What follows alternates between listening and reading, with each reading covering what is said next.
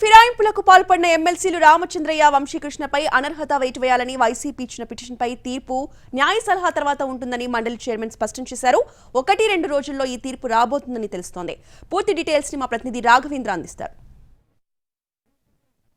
వేయాలంటూ ఇద్దరు ఎమ్మెల్సీలపై వైఎస్ఆర్ కాంగ్రెస్ పార్టీ ఇచ్చిన పిటిషన్పై శాసన మండలి చైర్మన్ మోషన్ రాజు విచారణను ముగించారు. ఇప్పటివరకు పలుమార్లు ఇద్దరు ఎమ్మెల్సీలు సి రామచంద్రయ్య, వంశీకృష్ణ యాదవ్కు నోటీసులు జారీ చేశారు. లిఖితపూర్వకంగా కూడా వాదన వినిపించాలని కోరారు. ఇప్పటికే పలుమార్లు విచారణ కూడా జరిగింది. విచారణకు వంశీకృష్ణ పలుమార్లు కూడా హాజరయ్యారు. ఆయన వాదన కూడా వినిపించారు. ఇవాళ తుది విచారణ కావడంతో ఇద్దరు ఎమ్మెల్సీలు వంశీకృష్ణ అదేవిధంగా సి రామచంద్రయ్య మండలి చైర్మన్ మోషన్ రాజు ముందు విచారణకు హాజరయ్యారు. విచారణలో ఇద్దరి వాదనలు కూడా మోషన్ రాజు విన్నట్టుగా మనకు సమాచారం ఉంటుంది. మొత్తం మీద గతంలో నోటీసు ఇచ్చినప్పుడు ఇద్దరికి కూడా నోటీసులో స్పష్టంగా మండలి చైర్మన్ స్పష్టం చేశారు. ఇవాళ తుది విచారణ ఉంటుంది. విచారణ తర్వాత తీర్పు ఉంటుందన్న అంశాన్ని కూడా ప్రధానంగా ప్రస్తావించారు. దాంతో ఇవాళ జరిగిన విచారణ సందర్భంగా ఇద్దరు కూడా వాదన వినిపించారు. అయితే మండలి చైర్మన్ మోషన్ రాజు ఎటువంటి నిర్ణయం తీసుకుంటారన్నది కూడా ఆసక్తిగా మారింది. ఇప్పటికే ఇద్దరు కూడా శ్రీరామచంద్రయ్య టీడీపీలో చేరారు, అదేవిధంగా వంశీకృష్ణ జనసేన పార్టీలో చేరారంటూ వారిద్దరిపైన కూడా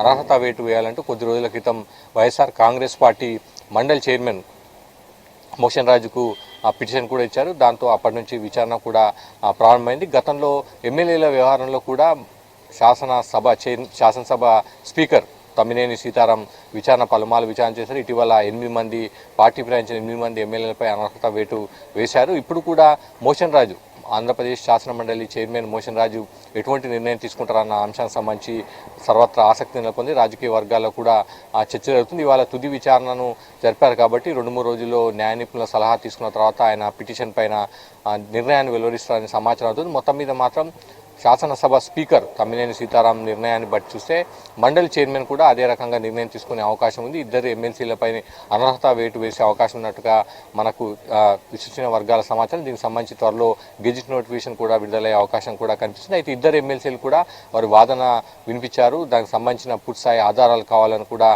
మండలి చైర్మన్ ముందు విచారణ సందర్భంగా డిమాండ్ చేసినట్టుగా తెలుస్తుంది. మొత్తం మీద మాత్రం విచారణ ముగిసింది. మండలి చైర్మన్ ఈ అనర్హత పిటిషన్ పైన విచారణ ముగించారు. త్వరలో నిర్ణయాన్ని కూడా వెలువరించనున్నారు. కోటితో కలిసి రాఘవేంద్ర, ఎన్టీవీ, అమరావతి.